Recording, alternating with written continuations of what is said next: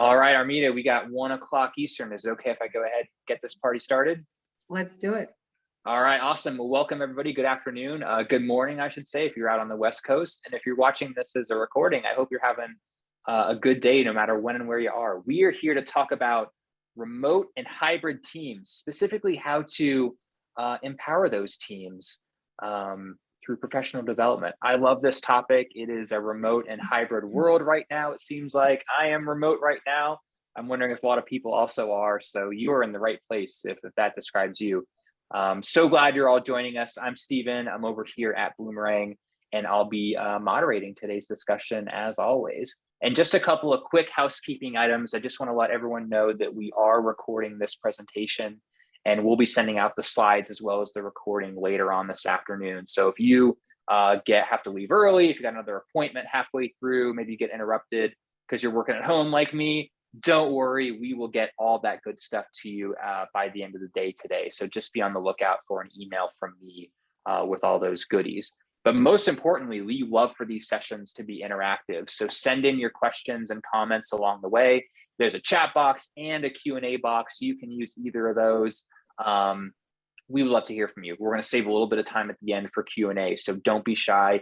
You can also send us a tweet. However you want to ask a question, send it over because we would love to answer those questions towards the end of the session. And if this is your first Bloomerang webinar, just want to say an extra special welcome to all you first timers. We do these webinars just about every Thursday throughout the year, literally 49 or 50 sessions every year.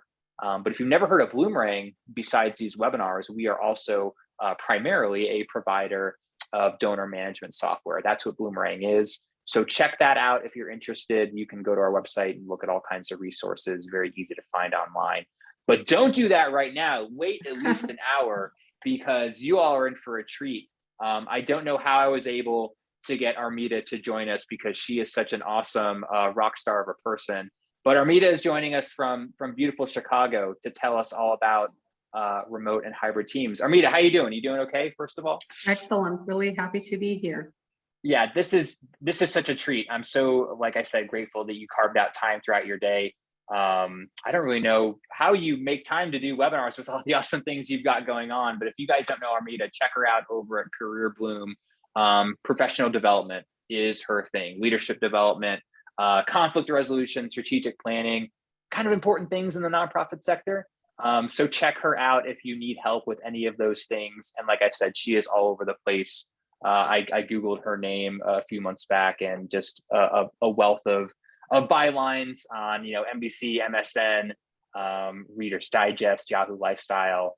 She's awesome. And this is a real treat for her to talk about this really timely subject, like I said before. So I'm going to pipe down because you folks don't want to hear from me. You want to hear from her. So let me stop sharing, Armida, and then I'll let you bring up your slides here. Let's see if it'll work.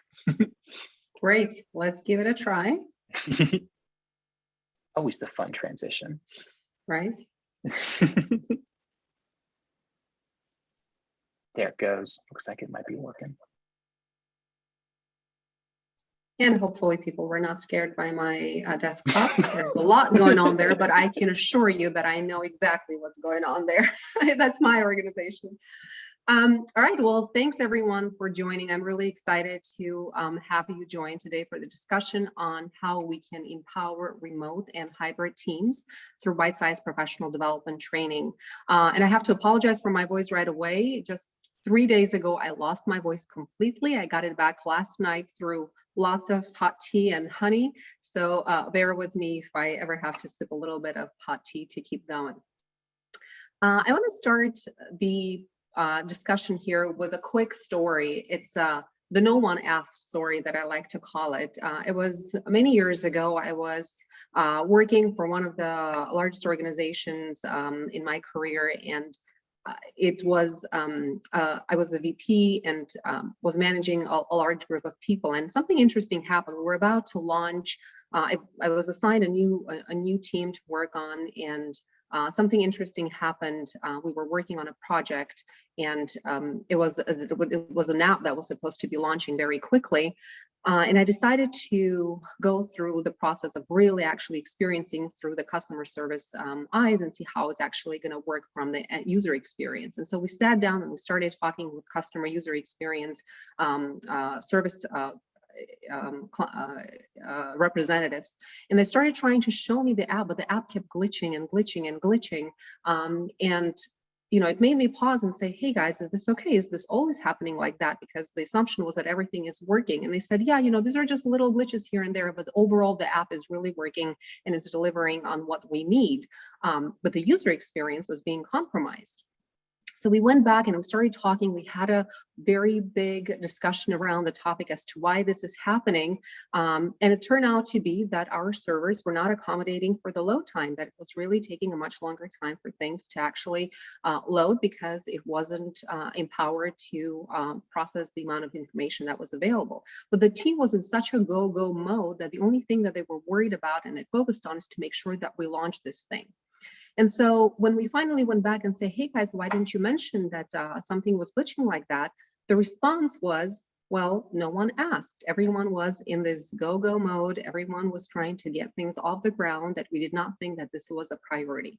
And of course it was a priority. Of course it was something that was really important to everyone within the organization and beyond that point, because the customer experience was being compromised by something that could have been avoided had the right questions been asked and had the effective communication taken place between all departments and channels.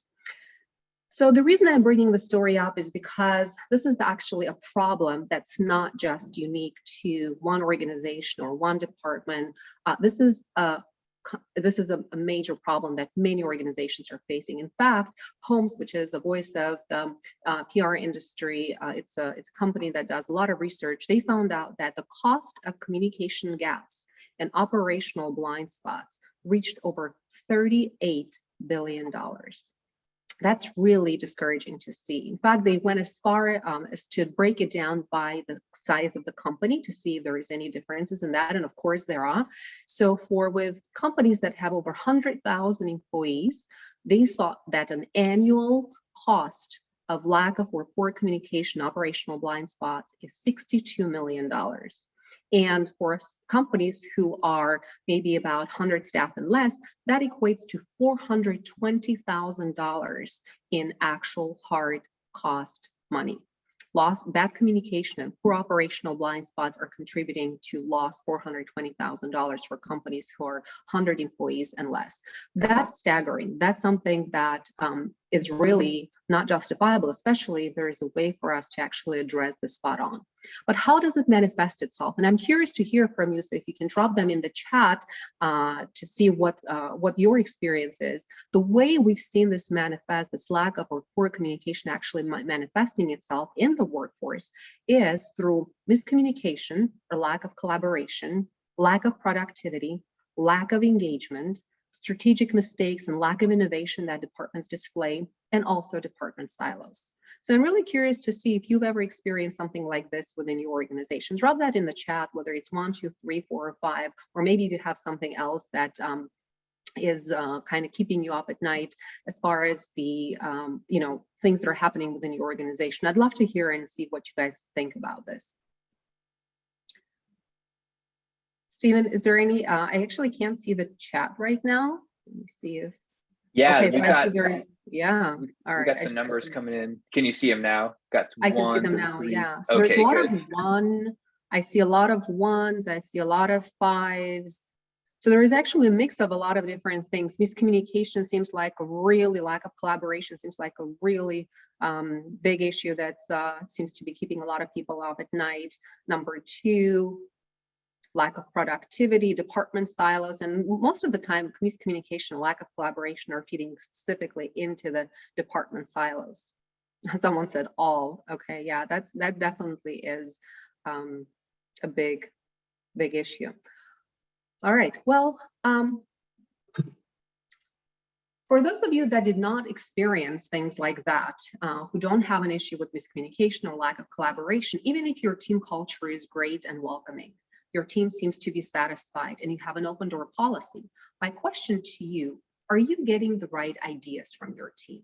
Is your team engaged, especially in this day and age when there are so many of us who are working remotely or in a hybrid environment?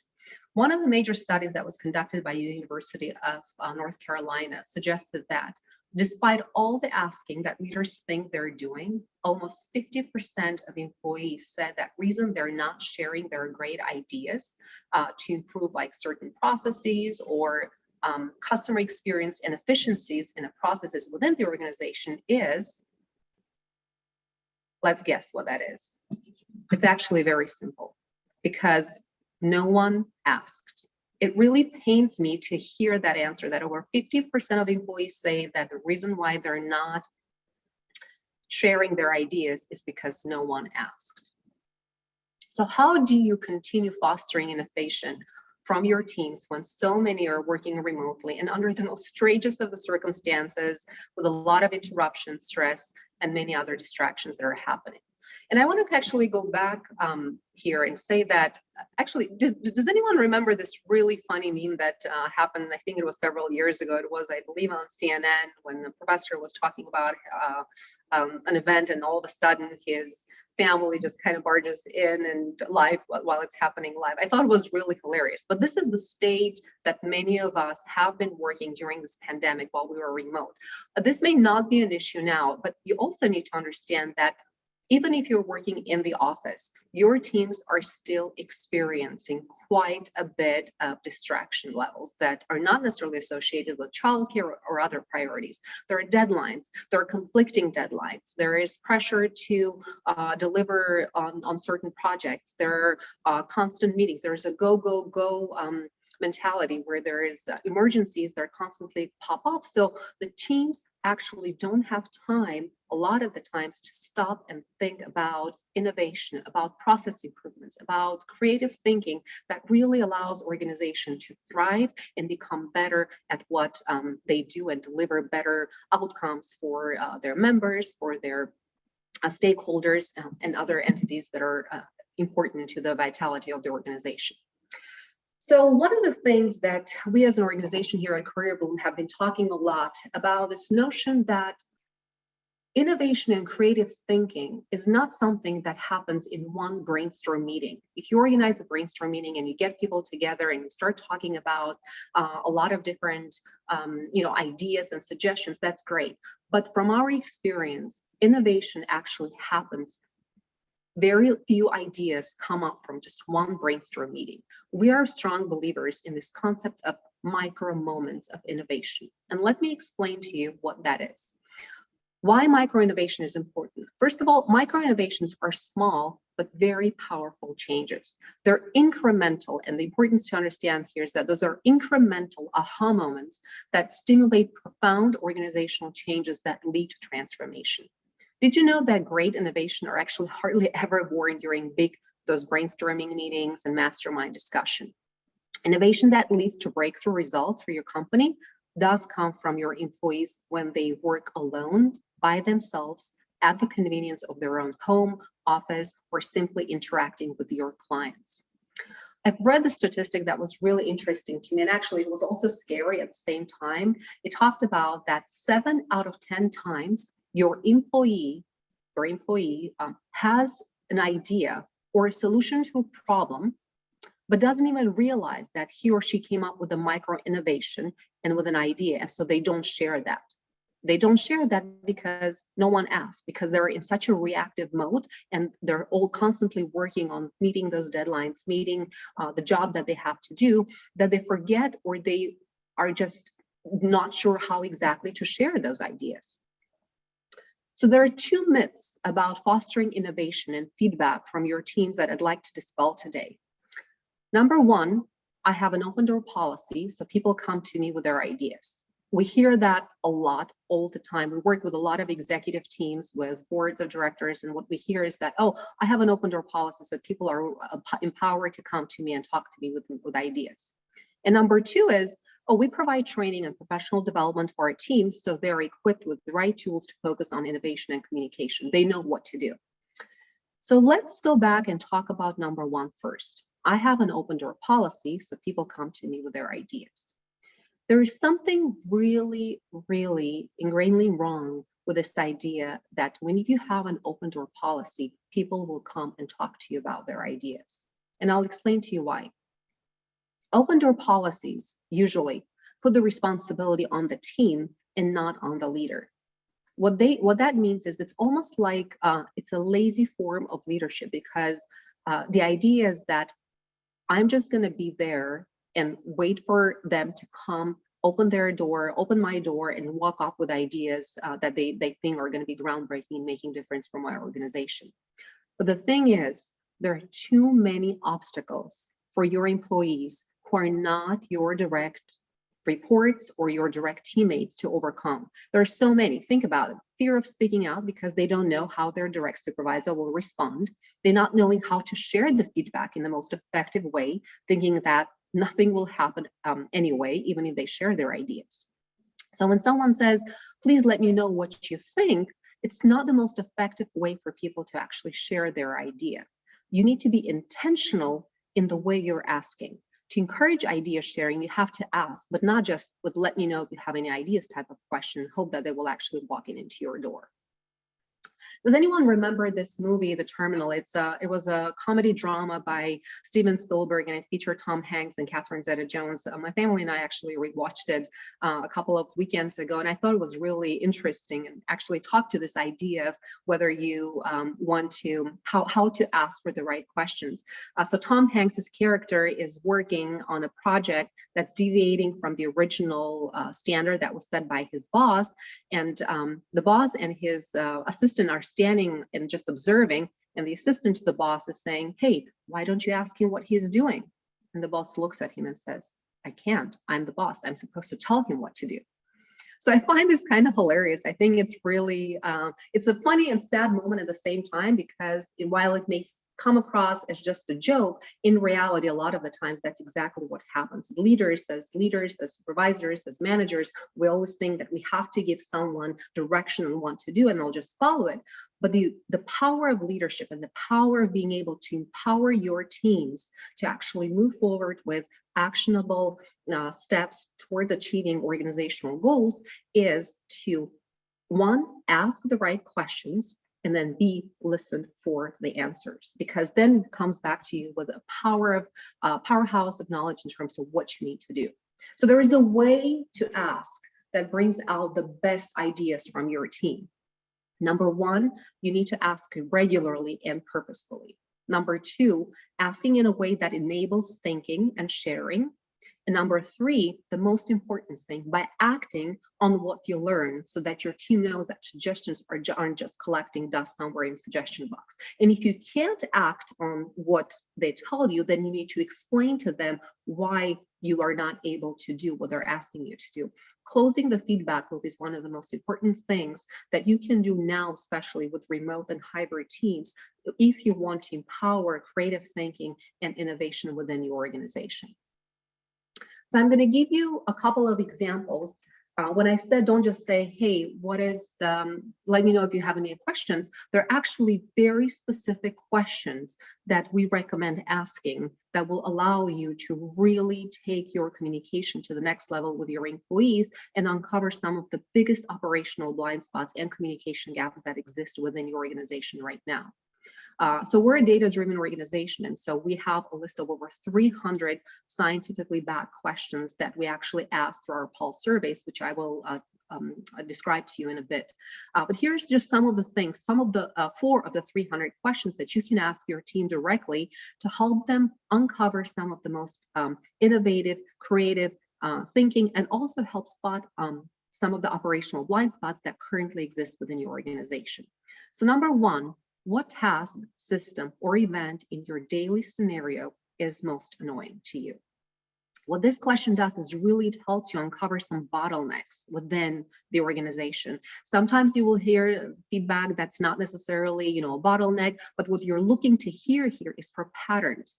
That question allows you to identify patterns of bottlenecks that are delaying processes, deadlines, or overall enjoyment of your teams when it comes to the work that's critical to your organization. Number 2, if you had complete freedom and control, what would you change first? That's another question that's really important because it helps you create a streamlined process in place where it perhaps is lacking or needs some refining. What's one thing that can be done better? That's another question that's really helpful in eliminating some of the bottlenecks within the organization and processes especially. And the last one, what single task, system, or event in your daily work gives you the most joy? A lot of people overlook this question, but this is a very important part of the discussion because it allows you to understand what motivates your teams, what keeps them excited, what keeps them going about the delivering and providing on the objective and the mission that your organization carries forward. So make sure to ask those questions. And again, these are just 4 of the 300 plus questions that we ask. So how we do it, we're not just throwing those questions out to the companies that we work with. There's actually a very methodic process that we take into account when we address those questions. Most of the organizations that we work with in the past, before they worked with us, they would be collecting employee feedback once a year. They would just, get it in maybe in the beginning of the year, January, and then they will look at it and then they apply their learning to or action items. The problem with collecting employee feedback once a year is that at some point it becomes obsolete, and at some point you're still getting into this reactive rather than proactive nature of getting ahead of the operational blind spots and communication gaps.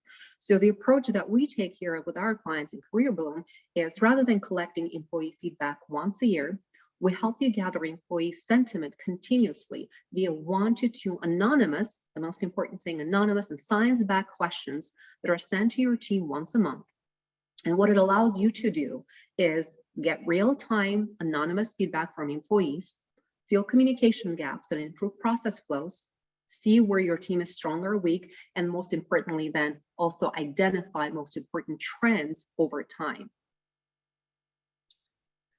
We do that through pulse surveys. I shared with you 4 examples of the questions that we send, but the idea behind pulse surveys is that they're not like this 40-page 40 question, 3-page long surveys that your employees are sitting through. They're sent to them in the moment of need throughout the entire year. They're anonymous. We take big pride in collecting employee feedback through a third-party tool that even us are not privy to who is providing that information on. So it's anonymous, it's continuous, it's real time. And for the leaders who really want to connect with employees on a level that empowers them to continue providing their feedback over and over again.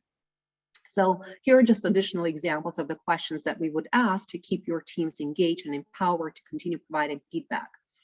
This one was specifically about communication. I'll give you one example of one of the companies that we work with. They're an all-star company. They have done an amazing job with keeping their employees' morale high. So one of the things that we wanted really to understand better, they came to us with that question is, well, we do a lot of communication, but it seems like something is still not clicking. What is the issue? What seems to be the problem? Through the anonymous pulse surveys, what we've identified with them is that it wasn't that they were not sending or doing enough of communicating or providing enough communication. It wasn't the right type of communication that their employees were looking for. They were sending them everything about things that they thought were important to employees. But through our pulse surveys, we identified 5 top areas that were critical to employees to get better grasp on their goals and objectives and perform their job better. So by making that shift and really focusing their communication on the top 3 or 5 important things that their team wanted to learn about, and then also defining what were the channels which they wanted to receive them, they were able to increase their communication scores from 3.2 to 4.8 in a matter of 6 months. That's the power of real-time communication, because it provides real-time opportunity to be proactive rather than reactive. And what we do after that, I think, is really important most of the time. What we see with organizations is that the alignment on the priorities is lacking between maybe among the executive teams, maybe among middle level layer management teams. So when you gather feedback throughout the year anonymously through pulse surveys, what we help you do then is actually align your executive team and the entire team on the same page. We take the feedback from your employee survey, and on a monthly basis, map them against major engagement drivers so that you and your executive team can see trends, patterns, and can take action right away to implement change where it's needed.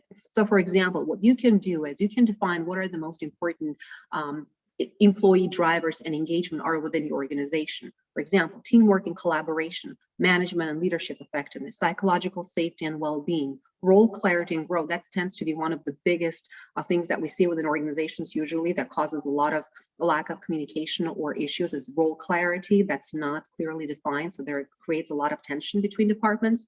Feedback and communication, company culture, innovation and process flows. Once you define those, and we can help you define those, we map them against all these 300 questions that we come up with. We map them against major employee drivers, and we track their trend over time. We track their trends over time. That's the most important thing here. If you can look at this mock-up here, it kind of gives you an idea. Like for example, for team collaboration, you may be down in one quarter, you may be up in quarter. The idea is not to always be on top. The idea is to get ahead of being reactive rather than proactive, so that you can anticipate the type of communication that you need to send to your team and the type of professional development training that you need to provide for your team. This is a better mock-up of how you can map that same employee engagement drivers for yourself. These can change. These are the standards that we usually go by, but depending on the needs within your organization, you can also add or subtract some from them.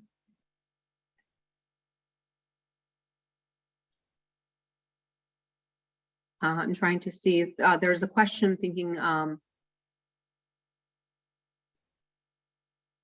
psychological safety, meaning exactly it's that employees, psychological safety does not necessarily mean that someone is being bullied, but it could be that in certain circumstances. What it means is that people are safe, they're feeling safe and empowered to share ideas without the fear of some sort of ramification that can potentially come from either senior management team or others within the organization. So psychological safety is perhaps one of the most important things that can happen within that you can instill within your organization, because it creates ground for clear, concise, effective communication where everyone is empowered to share their ideas without the fear of some sort of a punishment or ramification. So thank you for asking that question. I think it was by Debbie, and then Christine jumped in with a clarification point. And I know that it's working because some of the feedback that we actually received from the executives is that it actually exactly helps them get ahead of the game by really understanding what exactly is working and what is not working. So the number one thing that you can do for your organization right now is to put in place an effective way to gather your employee feedback, because employee feedback is so critical to being able to really understand what's going well and where your attention is needed. And also it provides them with a way to actually provide their feedback in a consistent and effective way. And most importantly, on a regular basis, rather than something that happens once a year, once a month, every quarter. So let's talk about myth number 2 now. We talked about the fact that, open door policies are not really great. You need to take charge and establish clear forms of feedback gathering from your teams.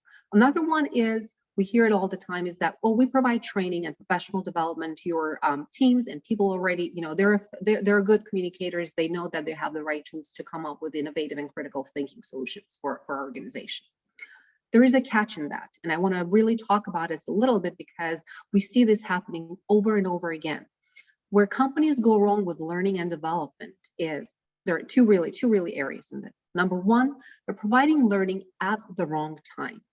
Today's employees often learn uniform topics on learning and development schedule at the same time when it be little immediate relevance to the role or organization pain points. And two, the problem is that we're all overwhelmed. There's so much that's going on right now. People forget what they've learned. If new information is not applied, we'll forget about 75% of it after just 6 days. Isn't that staggering? That's a very disheartening thing to see, but there's actually this forgetting curve that talks about if your learning and development program, you have it in place, be prepared that it's going to be a waste of your money, because information, if not applied straight to the work will be forgotten within just 6 days. It's called the forgetting curve, and it's a science-backed study that has been conducted many, many years ago and talked about at length. Employees have decreased attention span. In fact, there was a study that talked about the attention span of a human being right now is 8 seconds. But I have to tell you the story. Someone actually also conducted a study on goldfish, and apparently goldfish's attention span is 12 seconds. So there we have it. Apparently humans are losing the attention span game to goldfish, which is really disheartening, but hopefully it can be corrected soon. And I'm not surprised to see that, because as you all know, we're consuming content now in these bite-sized format, in Instagram Reels format, in tweets and short form content. So learning and development needs to adjust to the way people are learning and consuming. You don't want to be sending someone to a day-long seminar knowing well that perhaps 6 days later, if that information is not applied to their job, they're going to forget about it. It's the waste of their time. It's the waste of your money that you invested in learning and development. So what needs to change? The number one thing that needs to be changed is that best learning happens when it is addressing a very specific issue that your organization is facing. Pain points. Think about top 3 pain points that you as an organization are facing right now. Jot them down. You don't have to share them anywhere. Just jot them down for yourself and think about just 3 pain points that your organization is facing right now. Now think about the learning and development and professional development opportunities that you're providing with them right now. Are they addressing the 3 main pain points that you feel your organization is facing? If the answer is yes, congratulations, good job done. If the answer is no, pause a little bit and think about how you should adjust your professional development training. And the way for you to understand the pain points is going back to asking your teams, right? It's all interconnected. The number one thing is ask your team. And the number 2 thing is provide them with resources and tools to help address the issues and pain points that they have through professional development training.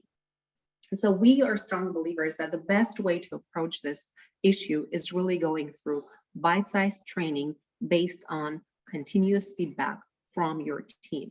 It absolutely has to be done that way, because there is no time wasted right now on employee end to understand whether the organization is investing in their well-being, in their safety, in their psychological safety, in their professional development. And people, especially younger generation folks who are coming into this through Gen X and millennials, they especially want to stick with companies who understand the need for helping grow professionally.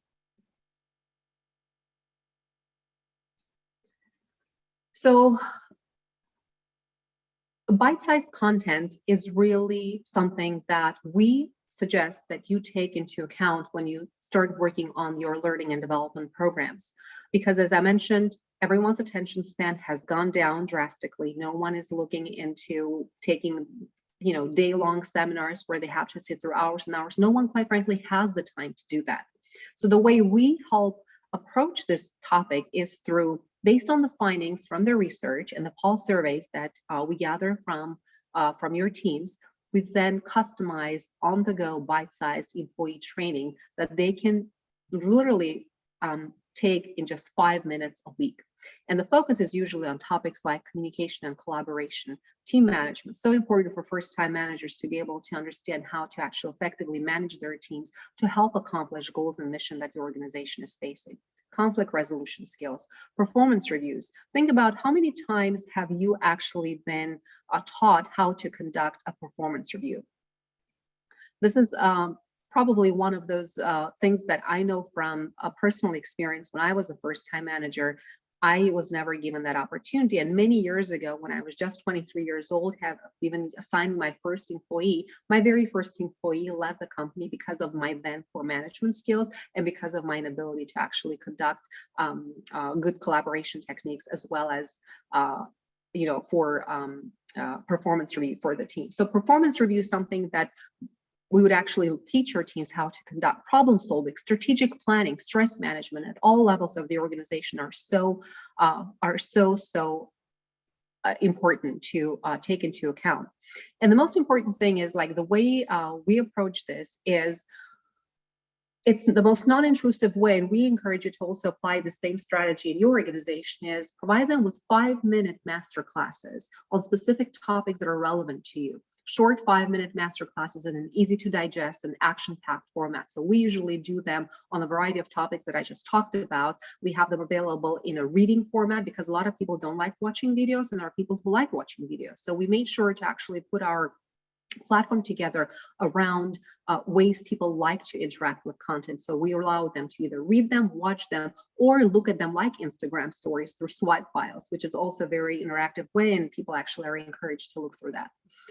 Step 2, what we like to do is don't just leave things at that. When your team is actually going through a webinar or a seminar, allow time for team discussion. Build that into your one-on-one meeting time, your department meetings, or even town hall meetings. I see town hall meetings being underutilized so much, where the executive or the CEO or a director level team member just stands up and gives an update on what's going on. Use that time to ask questions and also discuss what your team has been learning.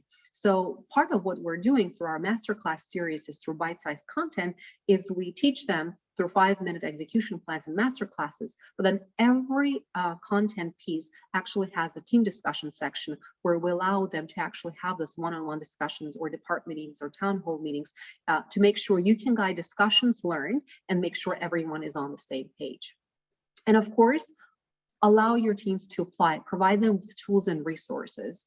So every masterclass that we do actually comes with downloadable checklists, templates, and guides specific to the topic that we have discussed in that masterclass, so that they can actually apply it right away. So for example, if we have a strategic planning masterclass, then we actually have a strategic planning process map as a downloadable guide so that they can have it as a point of reference right away, so that they know which stage of the strategic planning process the team is on, what needs to be completed under each stage, what steps they're responsible for, where they might need help, where there's cross-departmental collaboration that requires.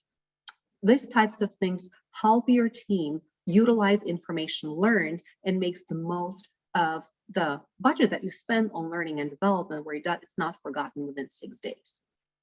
So this is our learning experience framework that we use as an organization. Everything that we do with learning and development for the teams that we work with at various organizations. Number one, first of all, let me back up. First of all, we gather all the feedback, right? But then we allow them to digest it through bite-sized lessons. Then we allow them to apply it through checklists, downloadable toolkits, and other forms of media that they can actually take back to their jobs. And the third step is the most important: discussion, where we actually post questions to allow discussion between team members, managers, even CEOs during town hall meetings and department meetings, where things are being discussed and applied to specific scenarios within the organization. So the 3 strategies that I want you to walk away today with to empower your teams to really have a good feel on how to share their feedback with you, to empower them to be open about things that are going well with the organization and things that are not going well within the organization, is really focused on 3 things. Number one, find out what your employees think and feel. Again, don't collect feedback just once a year. Established a clear process of pulse surveys throughout the year. We have those, as I mentioned, 300 plus behavioral and science-backed questions that were done by researchers and people who have master's and doctoral degrees in behavioral and science. And ask those questions regularly, and most importantly, anonymously. Even if it's a small team, we work with a lot of small teams also, and we provide that feedback. It's always anonymous. We use a third-party tool. That's the critical part for it. You need to make sure that it's an anonymous process for them to provide that feedback to you. And then obviously, align your executive team. Make sure that they really understand what is going well, where trends are going towards. Are all driver engagement drivers on par with what your expectations are? Pay close attention to trends and allow for time to be proactive rather than reactive. And number three, once you gather all that feedback, then customize your learning and development programs based on what the main three pain points that you see from the feedback that your employees are giving to you, and provide them with actionable, on-the-go, and bite-sized feedback, so content that they can actually do at the convenience of their home during their lunch hour, maybe whenever they have 5 to 10 minutes a week. That is really the way to enable your teams, especially those who are in the remote and hybrid environments these days, to create an atmosphere where they're able to share content with you, where they're sharing ideas with you in the most collaborative way. And we know it works. We know it works because we observe 44% increase in communication effectiveness with people that we work with the organization that we work with, and 58% decrease in operational inefficiencies once they apply these three strategies that we talk about. What executives and employees are saying, they're saying that the format of the information that we provide is easy to digest. It addresses real topics in the workplace. Ability to give feedback to executive team is great because it's anonymous, and they have not been able to do that in the past. But what the executive teams are saying is, professional development content presented in the master classes that we provide, they rate it at 9.7 out of 10 stars. And they also talk about that 10 out of 10 stars is the fact that now they're able to really implement change and improvements because they have that feedback from pulse surveys. So if you would like to learn more a little bit about how to approach this, I invite you to check out our website. It's thecareerbloom.coach. Make sure to go to .coach, or you can send me an email. It's armida.markarova@thecareerbloom.com for a demo. I really think that you as leaders, as people, even if you're not in a position, you're still a leader because you're joining this conversation here today to talk about an important topic. Applying these strategies will help you become a trusted strategic partner and a vital talent to your organization, because you help solve strategic problems and make a difference for your organization and for people who are part of your organization. So with that, I'd like to open it up for some discussions and see if there are any additional feedback or clarifying questions that you would like to ask. Just want to make sure. Yeah, that was great, Armida. First, I just want to say thank you for I learned a lot. This was really valuable. I hope everyone else got some nuggets, as many as I did. So thanks for doing this. First of all, I know your voice was hurting, so I really appreciate powering through. Yeah, we probably got maybe 10 or 12 minutes for questions. So if you haven't asked a question already, now is the time, because we obviously have an expert here ready and willing. Armida, there's a lot of folks listening in that are from small teams, specifically maybe 1 or 2 person teams. Does anything change there with the advice you gave, where it's maybe a little bit of a closer net group, 1 or 2 people? Any advice for those really, really small teams that might be here? Yeah, the advice is for teams that are just maybe 1 or 2, obviously conducting an anonymous survey is not going to be of major value here. What we like to focus on, we call it carefrontation, when communication perhaps is not the best, but creating an environment where you go in with an ability to still voice your concerns, to still voice your opinions that may not be on the same page with the other person, but do it in a way that actually is constructive, and you're not taking personally anything that comes back to you from the other person. So we actually have established a whole track of content that's specifically focused on giving and getting feedback, that focus specifically on topics like, how do I give feedback if I'm not comfortable with conflict? How do I provide feedback on the spot? How do I challenge a decision that's not, in my opinion, going well or working well with the with the mission and goal that we have within the organization? How do I tell it's not my job to someone? You'll be surprised how many times we hear that. How do I politely tell someone it's not my job because people are overwhelmed with work? So I would suggest that in an environment where you work with small teams, surveys probably is not the best way to do it. If it just for teams of 10, I would actually go with a survey. So if it's a smaller team of that, then there are other ways to approach this topic, specifically through establishing open lines of communication and providing people with right tools to actually create the dialogue that's not toxic and has the mission of, it's not us versus them, it's us versus a problem. That makes a lot of sense. And yeah, Rainey here in the chat was just saying that they tried what you're suggesting, Armida, and got great ideas, and good response from that. So that's awesome to hear, Rainey. What about folks? There's a question here from someone who has maybe a team member that doesn't really enjoy the virtual learning formats, webinars, and things like that. Any advice for when maybe you get pushback on some of those training opportunities? Could you repeat the question again? I'm sorry. Someone doesn't enjoy going to webinars? Yeah, they don't really dig that format. What would you say to those people? Yeah, and I don't blame them, to be honest. I think that's exactly the reason why we actually created CareerBloom in the beginning. It was specifically focused on this bite-sized content that's delivered to person in the moment when they're receptive to getting this feedback. So I would suggest that you look into opportunities, and we can certainly help you with that, into ways that engages your team with the best way to handle feedback that is enabling them to learn the way they like to learn. So if your team says, I have 5 minutes right now, I can read this master class, or I can watch this master class, or I can listen to the master class, then provide them with all the ways for them to make use of that time.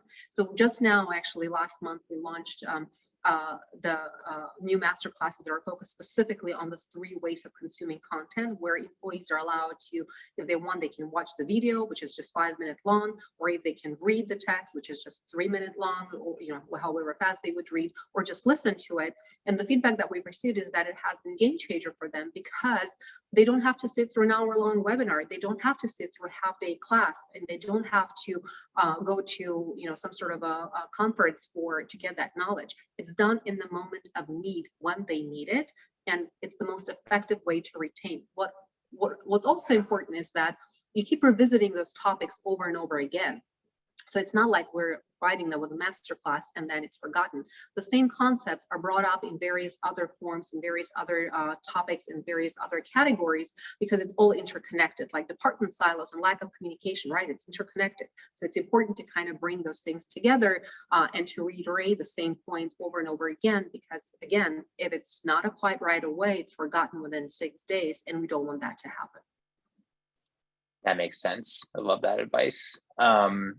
Here's an interesting question. I'll keep it anonymous just in case, but looking at the other side of the coin, what if you are an employee and it feels like that the supervisor or the manager isn't interested in your feedback? Is that feedback that you should share with them? Is that maybe a sign that it might be time to look for another job? What would you say to the people on kind of the other side of the table where they're not feeling like their feedback is really being valued?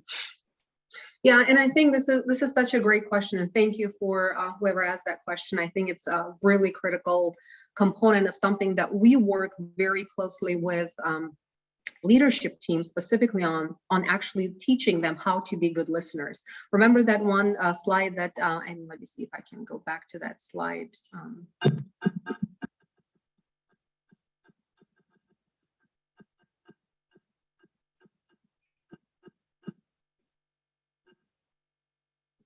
This last bullet point, for every leader, the most important thing that you can do is, when you ask for feedback, is to act on it, or at least explain why you're not able to act on it. And if the leader is not doing it, it's probably they've never been taught how to do it, and they don't know how to do it. So we actually come and work with organizations specifically on allowing their leaders to become better listeners and to know how to address feedback on the spot with their employees.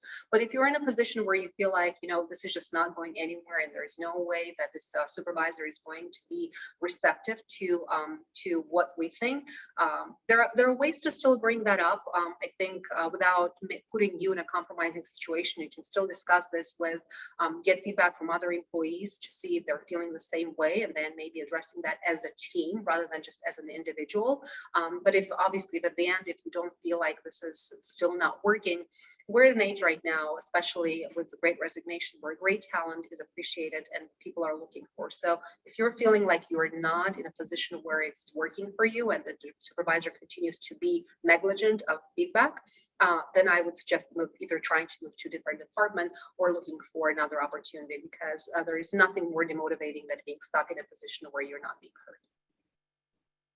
Yeah, hopefully that isn't the case for whoever asked that question. But if it is, I hope you're able to find a better listening boss there. Um, Here's one that I think is really interesting, Armida. How do you shift the organizational culture from one that is very task oriented to one that is more, kind of innovative and strategic? I Speaking from love that experience, question. yeah, this seems chronic in nonprofits, right? Where it's just go, go, go all the time, putting out fires, and rarely people get that chance to take a break and take a, step back and look at the larger picture. What would you say? What are some maybe things you can do to start that trend towards, the other way of thinking? We see that a lot in organizations that we work with, and actually that's one of the core competencies that we help them address and change. And again, it all starts with the middle management teams, and it all starts with leadership teams. I love the story. I don't know if you've ever heard this before, but I'll share it. It's an amazing story about a janitor that worked at NASA. One day, I think a president was walking through the NASA hallways. He saw a janitor sitting there, or actually he was working, and the delegation approached to them, and the president said, "Hey, sir, what are you doing here?" And he said, the janitor responded, "I put people into space." Now, how awesome is that? The janitor didn't say, "I clean here, I'm a janitor here." The janitor said he realized how small part of what he does by keeping the facility clean, where the astronauts were getting trained, he was contributing to a much bigger mission and vision of the organization. So for every leader within the organization, I feel like the most important thing that they can do is create that excitement by explaining to every individual how a small part or a big part of what they do helps them contribute to a larger vision. And they accomplish that by creating very, very clear goals that trickle down from company overarching goals to department goals to individual goals. Where we see the most motivation happening is when the goals are not connecting, they're not interconnected. When people are starting with company goals, department goals, but then individual goals are kind of going on a tangent and they're not in any way feeding into the company goals. If you're able to inspire that level of excitement about here's what I do and how it helps people to achieve it, and here how my goals are contributing to it, then that will be a winning situation. That makes sense to start from the goals. I love that top-down approach. You mentioned the Great Resignation, Armida. What do you think is going on? I feel like I've seen articles that have all kinds of different takes on this. Sometimes they have conflicting opinions, and it seems like the nonprofit sector is, not exempt from the phenomenon out there. Is it like what you said, where people are just dissatisfied with maybe their boss or how the organization operates, or what do you think is going on? Because I know you're looking at this and work with a lot of organizations. Well, I think what's happening right now is what should have happened a long time ago, where employees understand that they are in the driving seat, that they are change makers, that they're the ones who can bring change to the organization, and they're starting to use that power and their voice to really, excuse me, there we go. I lost it, and now it's, I think they're starting to understand the power that they have. And I think for every organization that's working, especially for associations, it's really critical to tie that back to the mission that they are trying to deliver. Because if we're just about, I come, in my previous life, I come from an association. I was one of the executives, one of the largest trade associations in the country, working for a $38 billion industry. And I know that associations sometimes can get an interesting this rap that perhaps we are sleepy, we're not keeping up with trends and things like that. So for associations, it's really important to actually step into the role of innovation, to step into the role of understanding what motivates their employees is really critical. And there are really two things that usually motivates people. There are internal motivators and there are external motivators. So for every leader, executive within the organization, it's really important for them to understand what are the internal and external motivators that their employees are facing with, and make sure that they're adjusting their behavior, their programs, their work environment to match those motivating factors. That makes sense. I love what you said about employees kind of, reclaiming their power and how that's long overdue. I love that. Dang, this was a wealth of information, Armida, and I don't want to put too much stress on your voice because you've already done so much for us. But how can folks get a hold of you and reach out to you in Career Bloom? Because I hope that some folks will reach out and keep the conversation going with you if they need help. Yeah, they can just go to, let me pull up the last slide, and I hope they will be able to just go to thecareerbloom.coach. And let me share the last screen. The CareerBloom.coach. You can fill out the request for demo over there, or you can shoot me a direct email at armida.markarova@thecareerbloom.com, and I'll make sure to get back to you right away. Nice. Hopefully folks will do that. And we'll be sending the slides and the recording later on today in case you want to review the content or maybe share it with a colleague or maybe your boss if you think they could learn from this. I hope that happens. So Armida, thanks for doing this. This has really been a treat. I learned a lot that I'm going to put into practice at Bloomerang even, and I hope some other folks took some nuggets away as well. Thank you. Thank you. Thank you for inviting me. It's been a pleasure, Stephen, and thanks to everyone for joining. Yeah, this was a lot of fun. And we got some great webinars coming up, by the way. Our next session, 1 week from today, exactly 1 week from right now, 2 p.m. Eastern next Thursday, my buddy Madison is going to join to talk about staff burnout. It's a nice dovetail from this presentation. We got kind of an HR focus this month going on.